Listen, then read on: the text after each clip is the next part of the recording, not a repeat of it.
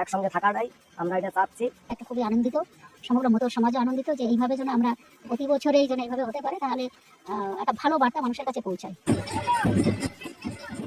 দীর্ঘ মতভেদ বাগবিতণ্ডার অবসান, অবশেষে মিলিত কমিটি গঠন হলো এবছর বারুণী মহামেলার জন্য।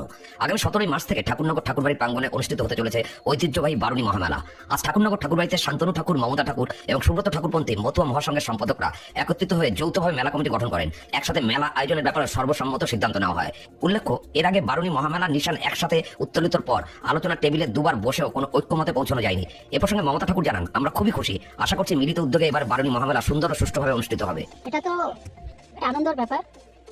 ভক্তদের মুখের দিকে তাকিয়ে আমি তো প্রতি বছরই কম্প্রোমাইজ করি, কিন্তু সেখানে যাই হোক নানা রকমের সমস্যার জন্য হয় না। কিন্তু এবার বহু মিটিংয়ের পরে আজকে একটা সমাধানে আসা গেল যে তিনটে কমিটি মিলেই আজকে মতুয়া ধর্ম মহামেলা শ্রী শ্রী পূর্ণ ব্রহ্ম রিচার্ড ঠাকুরের জন্ম তিথি উপলক্ষে যে মেলা, সেই মেলায় সকল ভক্তরা তীর্থযাত্রীরা এখানে আসবে, তারা শান্তিতে এখানে এসে কামনা আশা করে স্নান করে তাদের মনের মালিন্য দূর করে আবার নতুন করে একটা ঠাকুর বাড়ি থেকে ভক্তের পদধূলিতে যেখানে তাদের গায়ে মেখে সকলে মিলে আবার বাড়িতে শান্তিতে যেন যেতে পারে, আমরা সেটা একটা খুবই আনন্দিত, সমগ্র মতো সমাজে আনন্দিত যে এইভাবে যেন আমরা প্রতি বছরেই যেন এইভাবে হতে পারে, তাহলে একটা ভালো বার্তা মানুষের কাছে পৌঁছায়। আমরা খুব খুশি এবার আমরা অল ইন্ডিয়া মতো মহাসংঘ যে একটা শান্তির বার্তা মানুষের কাছে পৌঁছাবে। তারা সকলে এটা চেয়েছিল যে কমসে কম ঠাকুর বাড়িতে এই দিনটা যেন একটা ভালো সুন্দর পরিবেশ তৈরি হোক। আমরা আশা করছি যে একটা পরিবেশের সুন্দর মাধ্যম দিয়ে মতুয়া ধর্ম মহামেলা এবার উদযাপিত হয়।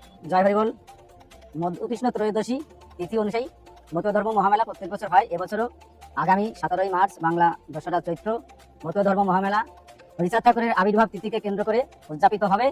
আমরা 3 মতুয়া মহাসংঘ অর্থাৎ অল ইন্ডিয়া মতুয়া মহাসংঘ 3টে যে সংগঠন আছে সবাই একত্রিত হয়ে আমরা আজকে আমাদের আলোচনার মাধ্যমে সিদ্ধান্ত নিয়েছি সবাই একত্রিতভাবে মতুয়া ধর্ম মহামেলা যাতে সুন্দরভাবে পরিচালিত হয়। কারণ এই মতুয়া ধর্ম মহামেলা সমস্ত লক্ষ লক্ষ কোটি কোটি ভক্তদের প্রার্থনার জায়গা এবং তারা পূর্ণ স্নান করে তাদের যে মনোবাসনা মনোকামনা সেগুলো তারা পূর্ণ করেন। সেই উদ্দেশ্যে ভক্তদের স্বার্থে আমরা সবাই একত্রিত হয়ে আগামীতে মেলাটা সুন্দরভাবে পরিচালনা করব, এই উদ্দেশ্যে আমরা সবাই উপনীত হয়েছি। আজকে মিটিং মাধ্যমে আমরা আমাদের সিদ্ধান্ত আমরা গ্রহণ করেছি।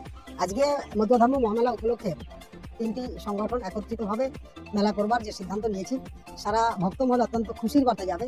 তারা এই দিনটার জন্য অপেক্ষা করে থাকে।